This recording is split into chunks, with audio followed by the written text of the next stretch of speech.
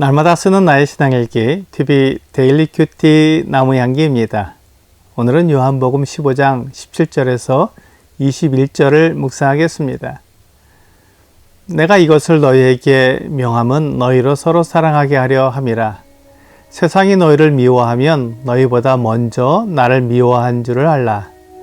너희가 세상에 속하였으면 세상이 자기의 것을 사랑할 것이나 너희는 세상에 속한 자가 아니요 도리어 내가 너희를 세상에서 택하였기 때문에 세상이 너희를 미워하느니라. 내가 너희에게 종이 주인보다 더 크지 못하다 한 말을 기억하라. 사람들이 나를 박해하였은즉 너희도 박해할 것이요 내 말을 지켰은즉 너희 말도 지킬 것이라. 그러나 사람들이 내 이름으로 말미암아 이 모든 일을 너희에게 하리니 이는 나를 보내신 이를 알지 못함이라. 그리스도인들은 자신이 본질적으로 우월하다고 생각해서는 안 됩니다.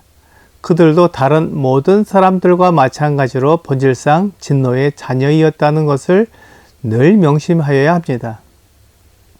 에베소서 2장 3절은 전에는 우리도 다 그 가운데서 우리 육체의 욕심을 따라 지내며 육체와 마음에 원하는 것을 하여 다른 이들과 같이 본질상 진노의 자녀이었더니 라고 말씀하고 있습니다. 그러나 그들은 메시아의 사랑으로 말미암아 택함을 받아서 세상으로부터 불러낸 무리가 되었습니다. 물론 우리가 육체를 가지고 있기 때문에 여전히 세상의 몸을 담고 있기는 하지만 주님의 사람들이라고 불리는 무리 속으로 들어온 자들입니다. 이 무리를 교회라고 부르는데 교회에 속한 사람들은 세상에 대해 외인이라는 새로운 신분을 얻었기 때문에 이 세상에서 따돌림을 당하는 자들이 되었습니다. 세상이 교회에 속한 무리를 미워하기 때문에 우리는 서로 사랑해야 합니다. 세상이 그리스도에게 속한 자들을 미워하는 것은 이상한 일이 아닙니다. 요한 1서 3장 13절은 형제들아 세상이 너희를 미워하여도 이상히 여기지 말라 라고 말씀하고 있습니다. 세상은 그리스도인들을 미워합니다. 왜냐하면 그들이 그리스도에게 속했기 때문입니다. 그리스도는 세상의 일들을 악하다고 말씀한 분입니다. 요한복음 7장 7절은 세상이 너희를 미워하지 아니하되 나를 미워하나니 이는 내가 세상의 일들을 악하다고 증언함이라 라고 말씀하고 있습니다. 세상의 일들을 악하다고 말씀하신 분을 믿고 따르며 그분이 하나님에게서 오신 분이고 생명을 주시는 분이라고 믿는 사람들을 세상이 미워하는 것은 당연한 일입니다. 만일 우리가 세상에서 미움을 당하고 박해를 당하며 외롭고 쓸쓸할 때 누가 우리를 사랑할 수 있겠습니까? 동일한 믿음을 가지고 교회라고 불리는 무리 속으로 들어온 사람들이 서로 사랑할 수 있을 것입니다. 예수님은 그의 형제들이 세상에 속한 말을 하고 세상에 속한 가치를 예수님께 요구했을 때 세상이 그들을 미워하지 않는다고 말씀하셨습니다. 그들이 세상에 속했기 때문에 세상이 그들을 미워하지 않은 것입니다. 하지만 그리스도인들은 세상에 속하지 않았고 오히려 세상을 악하다고 말하는 예수님께 속했기 때문에 세상이 미워하는 것입니다. 세상은 예수님의 제자들을 미워하기 전에 먼저 예수님을 미워했습니다. 예수님이 어떤 고난, 어떤 박해를 받으셨는지 기억하면 그리스도인들이 세상에서 받는 고난과 박해가 어떤 것일지 상상할 수 있습니다. 예수님은 제자들을 택하신 것이 예수님의 뜻이었다고 반복해서 말씀하고 있습니다. 이것은 특정서를 말하는 것이 아니라 제자들이 자격을 갖추었기 때문에 그들의 자격으로 제자가 된 것이 아니라 예수님의 은혜와 사랑으로 제자들을 택했다고 말씀하시는 것입니다.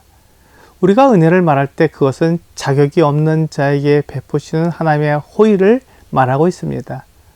우리는 자격이 없는 사람들입니다. 이것을 인정하는 것이 자기를 부인하는 것입니다. 사람은 자기를 높이고 자기가 자격이 있다고 인정받고 싶어 합니다. 내가 어느 정도의 가치가 있다는 것입니다. 하지만 사람은 하나님 앞에서 아무 가치가 없는 존재입니다. 하나님을 버렸기 때문입니다. 예레미야 2장 13절은 내 백성이 두 가지 악을 행하였나니 곧 그들이 생수의 근원되는 나를 버린 것과 스스로 웅덩이를 판 것인데 그것은 그 물을 가두지 못할 터진 웅덩이들이니라 라고 말씀하고 있습니다. 생수의 근원되는 하나님을 버린 자들, 그리고 물을 가두지 못할 터진 웅덩이를 스스로 판 자들은 아무런 가치가 없습니다. 그런 자들에게 호의를 베푸신 것이 하나님의 은혜입니다. 세상에 속한 사람들은 예수님의 말을 지켰습니다. 지켰다는 말은 트집을 잡았다는 말입니다. 그러므로 우리가 하는 말도 트집을 잡을 것입니다. 우리가 하는 말을 하나하나 살펴보고 그것이 옳은지 그릇지 따지는 것은 무척이나 받기 힘든 일입니다. 마가복음 12장 15절은 우리가 바치리이까 말리이까 한데 예수께서 그 외식함을 하시고 이르시되 어찌하여 나를 시험하느냐 다나리온 하나를 가져다가 내게 보이라 하시니 라고 말씀하고 있습니다. 유대인들이 예수님을 시험했습니다. 예수님이 가이사에게 세금을 바치라고 해도 문제가 되고 세금을 바치지 말라고 해도 문제가 되는 일이었습니다. 그들은 예수님의 말을 지켰습니다.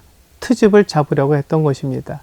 하지만 예수님께서는 유대인들에게 가이사의 것은 가이사에게, 하나님의 것은 하나님께 바치라고 말씀하셨습니다. 예수님은 유대인들에게 트집 잡힐 말씀을 하지 않았습니다. 하지만 유대인들은 예수님을 신성모독으로 고발했고 그 제목으로 십자가에 달려 죽임을 당하셨습니다. 그들은 예수님의 말씀을 트집 잡았던 것입니다.